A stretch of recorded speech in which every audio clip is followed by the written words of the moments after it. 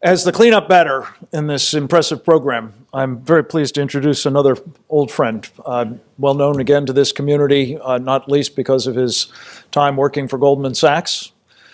Subsequently, he has played a major role at the national political level, notably as the chairman of Breitbart, and subsequently as the chairman of the Trump 2016 campaign, and subsequent to that, as the strategic advisor to President Trump in the White House.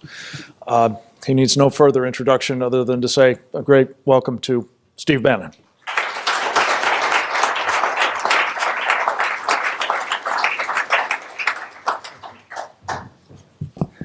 Thank you, Frank. One of the first things I want to do is get our nomenclature, our vernacular, correct. The most important audience we have here today is not the illustrious folks from Wall Street, our financial community, the national security folks that have joined us. It's not the people at CNBC and Yahoo Finance, all the great TV networks and channels we have here today that lead the world, Bloomberg, in providing information. We have today Miles Kwok and Guo Media. And Guo Media is beaming this in right now to China. The most important audience we have is the Chinese people. The Committee on the Present Danger, everything we're talking about today, is not about the Chinese people. It is to help free the Chinese people. The enemy is very clear. It's the enemy of the Chinese people. That is a radical cadre of the CCP. A radical cadre that has taken China down a very dangerous path. These two systems, the system, and Brother Goldman talked about it, or Gordon talked about the Westphalian system. These two systems are not mutually compatible. They can't both survive. We have a global house divided, half slave and half free. The slaves are the honorable, terrific, hardworking people of China. Old 100 names, the backbone of Chinese society. They have been enslaved by a radical cadre led by President Xi and Wan Xishan and others of that cadre. Financed 100% by Western capitalism, financed by this city, and the city of London and Frankfurt, and provided as technology appropriated by Western companies. The most shocking thing today, and I'm going to keep this short because I want Q&A to have people like Roger Robinson and Kyle Bass, Dan David, Gordon Chang, Brother Goldman, and others to be able to answer your questions. The most shocking thing today, even when we drill down on all the different aspects of this, the most shocking thing today is that this happened in April of 2019. History is going to judge us. We are going to be weighed and measured by what happened. The same scam's been being run. Same scam's being run. Brother Robinson knows this. Frank Gaffney knows this. Committee on the Present Danger, why was it set up? Because it kind of took our eye off the ball with the great threat we had in the 60s and the 70s, and that was the Soviet Union. Remember what we were told then. We were told then they're the rising power, we're the declining power, right? We have to have rapprochement, we have to have accommodation, we have to have détente. Their system's better, their system's more organized, their system's going to win. It took patriots of Team B and the Committee on the Present Danger, of Democrats and Republicans, it wasn't about party affiliation, to come forward and say, and there's people like Andy Marshall, who just passed away, one of the great Americans of the 20th and 21st century, and one of the reasons I got the inspiration to sit down with Frank Gaffney and talk about reforming the Committee on the Present Danger. Because what Bill Casey and Andy Marshall said back in the 70s is, hey, let's look at the math. And guess what? The CIA and other people were wrong. Their economy was only half the size we thought. They weren't the rising power. We weren't the declining power. We had convinced ourselves. And guess who had part of that convincing? Henry Kissinger. Was it Allison Graham? The Thucydides trap crowd. It's the exact same scam. China is not the rising power. We're not the declining power. Brother Goldman, one of the first people I had come see me in the White House, gave that exact talk and brought in a couple of brilliant people with him. It's the Westphalian system that works. It's freedom that works. What better example do you need than Hong Kong and Taiwan and what the Chinese Americans have done in the United States of America? You give them freedom. You give them freedom of speech, freedom of thought, freedom of religion. They can accomplish anything.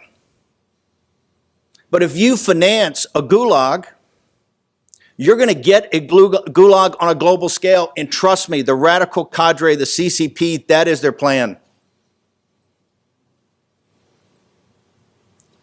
What's most disgusting is that all of this is known. It takes brave people like Roger Robinson and Kyle Bass and others to bring it up. You don't think this math is not known by people in the city of London? You think this math is not known by people on Wall Street? In the third week of January of 2017, there were two speeches given. One in Davos and one in front of the Capitol of the United States. The first one was President Xi, went to Davos. He was hailed as a conquering hero, the guy that was going to save globalism. Gave a speech, cover the Economist, cover the Financial Times, right? This was the hero. He talked about all the problems that come about this populist movement, these nationalists, right? All the hate and all the discontent coming from them. And he was lauded by the biggest consulting firms, the biggest investment banks, the biggest hedge funds that went to all the best schools. Do you think for a second that these people do not fully understand what's going on? Of course they do.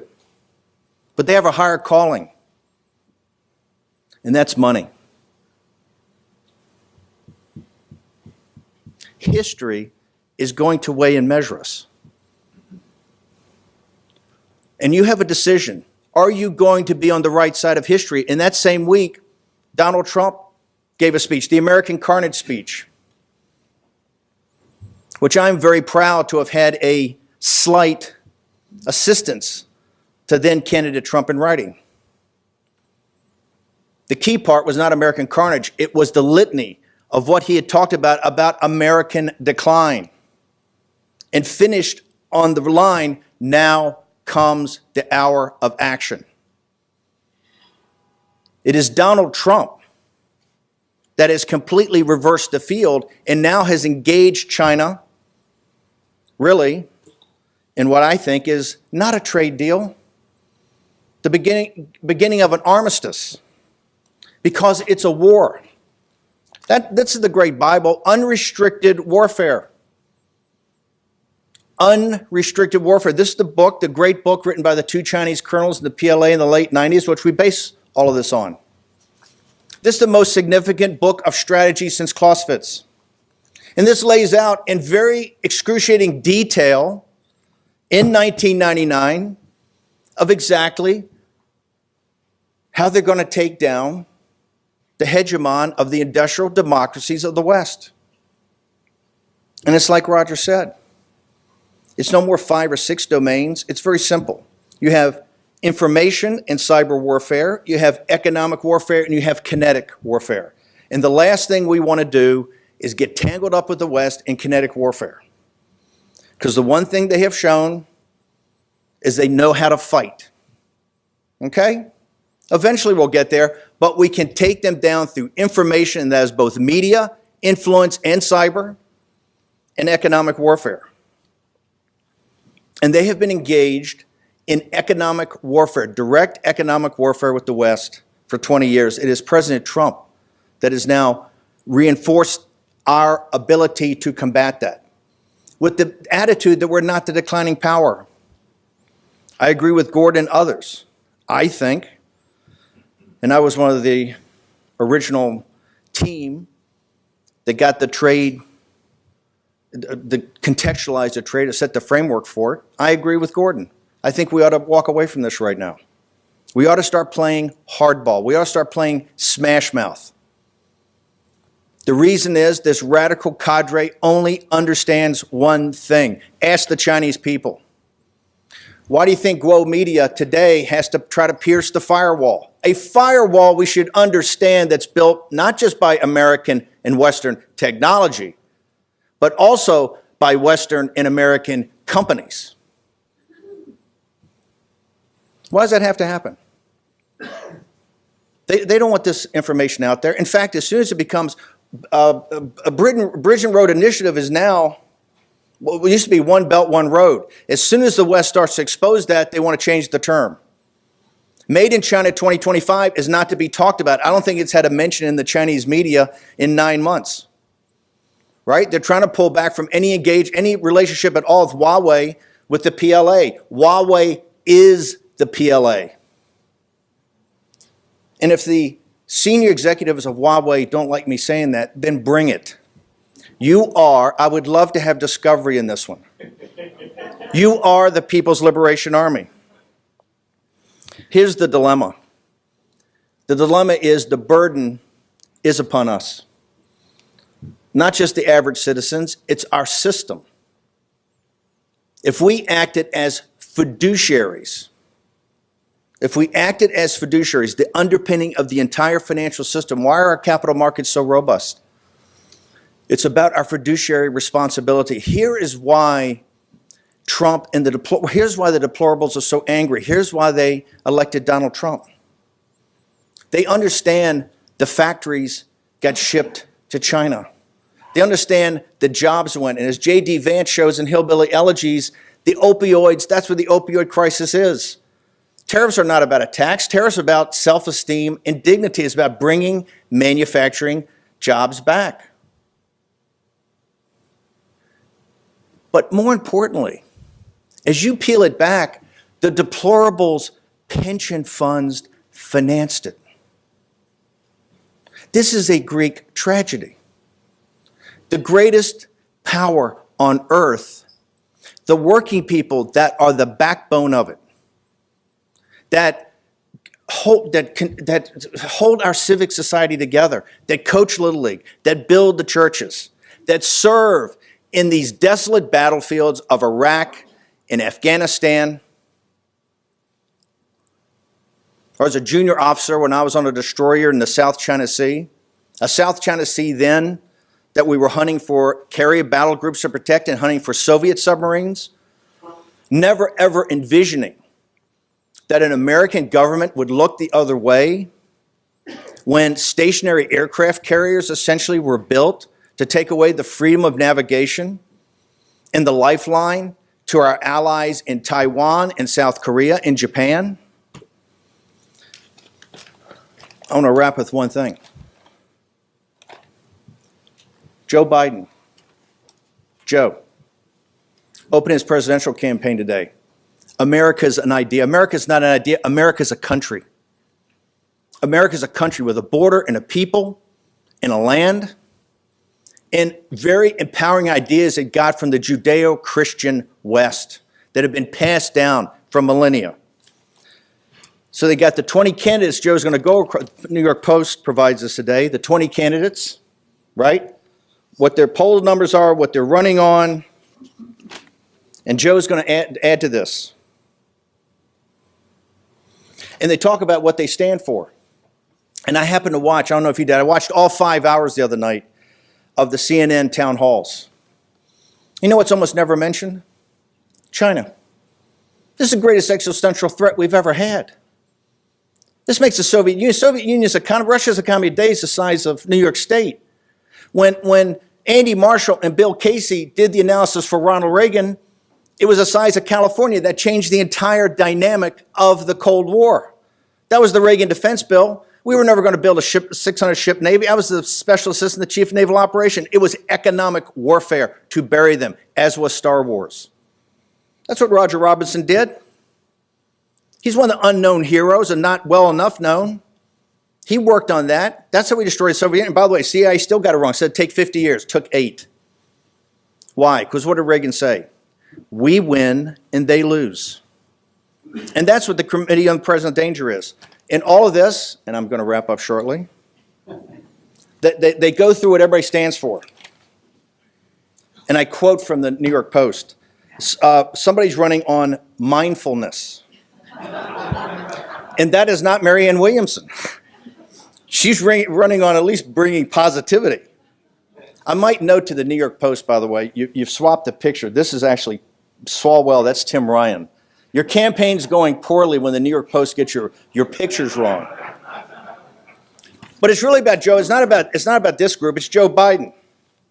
Joe Biden is going to be in Pennsylvania today because Joe Biden is much more woke than Hillary Clinton about what it's going to take to defeat Donald Trump. He's got to go out to, because Joe's going to start with all the union support. So Joe's got to go out to Western Pennsylvania, understanding Pennsylvania, Ohio, Iowa, Wisconsin, Michigan, and Minnesota, that upper fortress of the Trump movement, which delivered this stunning victory in 2016, Biden's got to show he can bring that. What he ought to do today is be very truthful to the labor unions up there and to the steel workers.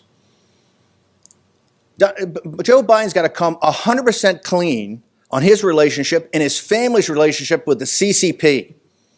In 2013, on Air Force Two, I think he took his son over there. 10 days later, they signed a $1 billion deal for their private hedge fund. We need to know every piece of involvement that Joe Biden has had with the Chinese Communist Party, the Bank of China, and all the financial institutions in China.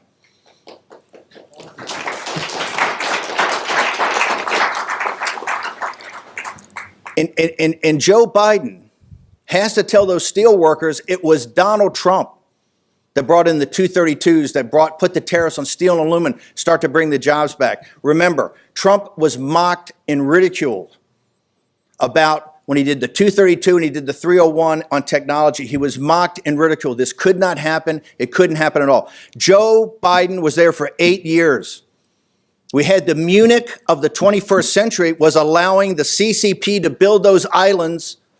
And what Obama did, he moved one Marine brigade to Darwin, Australia. That's the pivot to Asia. Oh, except having President Xi come in the Rose Garden, look him in the eye, and on world TV shake his hand and said, no more cyber attacks, no more cyber theft, and doubled down in the next year. Joe Biden has to answer the question. What did you know? When did you know it? And how much money has your family and you personally taken from the most murderous regime of the 21st century? Thank you very much.